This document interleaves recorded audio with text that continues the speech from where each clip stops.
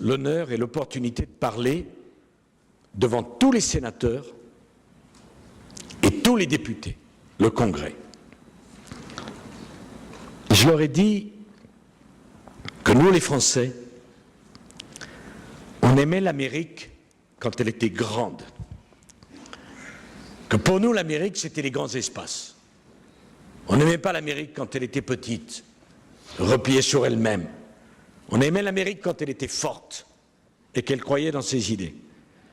Vous vous demandez pourquoi je vous réponds comme ça? Parce que je pense qu'à travers le monde, on aime la France quand elle est forte, quand elle porte un leadership, quand elle a des convictions, quand elle assume des risques, quand elle est fidèle à ses amitiés, quand elle défend ses idées et quand elle n'a pas peur. C'est ma façon de vous répondre. Alors après, qui ça sera? Si vous ne l'avez pas compris,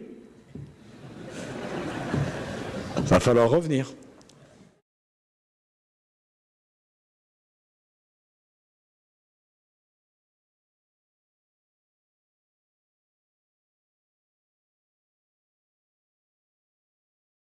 Merci, Monsieur le Président.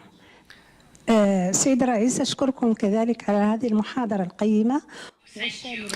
Permettez-moi de vous remercier pour votre discours. Je voudrais également remercier les organisateurs de nous avoir donné l'occasion d'échanger avec vous. Monsieur le Président, vous avez évoqué l'état du monde, vous avez évoqué l'état islamiste. Nous ne pouvons que vous soutenir dans tous vos propos. Mais qu'en est-il du Maghreb? Qu'en est-il de l'Afrique du Nord? Il va de soi que nous ne verrons pas une stabilité de long terme sans la contribution de cette région. Or, cette région souffre également de la présence d'Al-Qaïda et de Daesh et des activités de ces groupes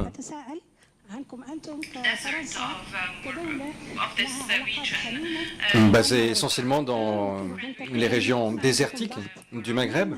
Vous jouissez de relations tout à fait amicales avec le Maroc et avec d'autres pays de la région. Ne pensez-vous pas qu'il soit possible de mettre un terme à l'ensemble de ces problèmes dans la région? Pouvez-vous partager avec nous votre opinion sur cette question en tant qu'ancien président de la République?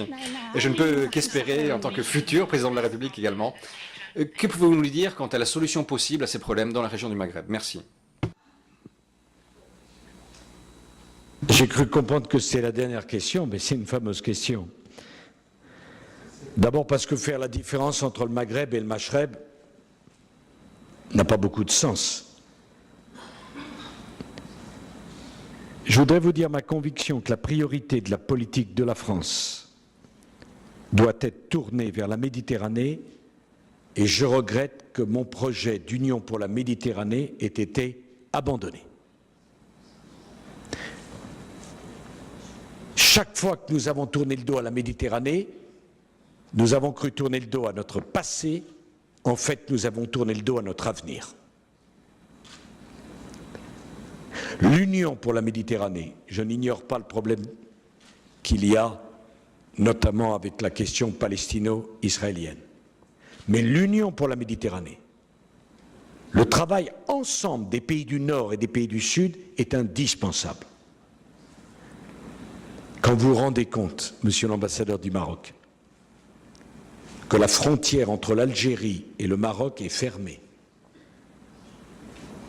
depuis peut-être 10 ans, alors qu'il y aurait un besoin formidable d'un véritable marché commun qui prendrait en tout cas dans un premier temps le Maroc, l'Algérie et la Tunisie, fermé sur la question du Sahara occidental, en vérité. Vous savez que la position de la France a toujours été de soutenir la marocanité du Sahara occidental. J'ai toujours pensé ça. J'ai été moi-même à La Yaoune pour la première fois en 1991. C'est pas d'hier. On aura du mal à me convaincre de la nécessité d'une république sahraoui dans une région du monde minée par le terrorisme. Je pense au Niger, je pense au Sahel, je pense au Mali que j'aime tant. Deuxièmement, Tout le monde n'a pas la chance d'avoir un souverain comme le roi du Maroc, qui a modifié la Constitution au moment des printemps arabes, en prenant des risques politiques considérables, qui ont, de mon point de vue, garanti la paix au Maroc. Imaginez que Sa Majesté n'ait pas fait le choix si courageux qui consistait à dire notamment qu'il choisirait le Premier ministre dans la formation politique arrivée en tête des élections, qui était un choix très difficile, y compris à imposer à ses propres amis. Je ne dirai rien sur l'Algérie, que j'aime beaucoup, mais dès qu'on dit un mot, ça devient une polémique. Et pourtant, ce pays si riche, de ses potentialités, d'une population extraordinaire, la question de son développement et de sa modernisation est posée.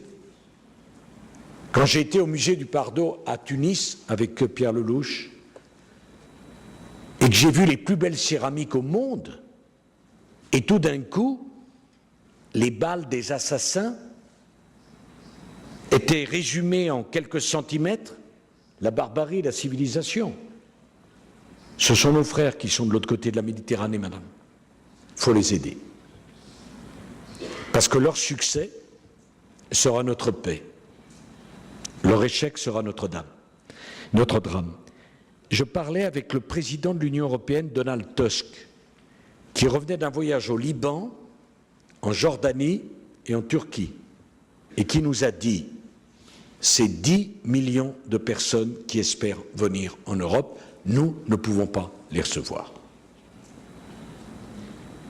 Il faudra qu'ils trouvent du travail, il faudra qu'ils trouvent la paix, sinon c'est l'Europe entière qui se trouvera emportée par des flux qu'elle ne pourra pas contrôler. Et il faudra sans doute réfléchir à un gigantesque plan Marshall d'aide au développement pour l'Afrique du Nord en particulier et pour l'Afrique en général. Parce que nous ne pourrons pas laisser l'Afrique dans cette situation-là.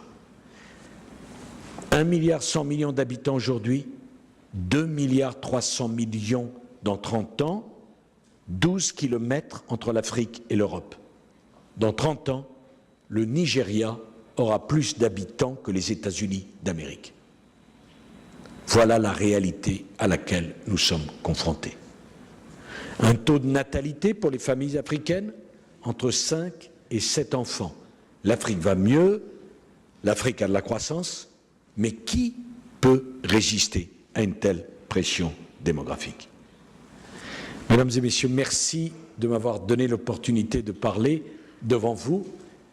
Merci de cette occasion de rencontre et d'échange. C'était pour moi un grand honneur. Et je voudrais vous dire, ne vous trompez pas. Vous avez, en Europe en général et en France en particulier, des gens qui vous aiment, des gens qui vous admirent et des gens qui souhaitent absolument votre réussite. Je vous remercie.